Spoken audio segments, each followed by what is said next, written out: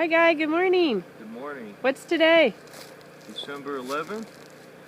So we have to document this. A couple of days ago, I'm doing a job for somebody in Pasadena, in the Pasadena area, and for the last 2 days, it's taken me over 3 hours to get to work.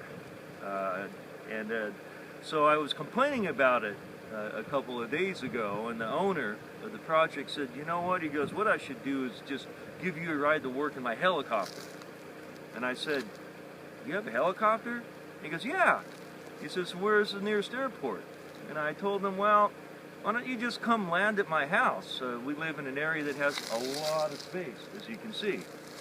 So he said, "Well, okay, I'll come pick you up." And now here we are, December 11th, and he's on his way to pick me up in a helicopter.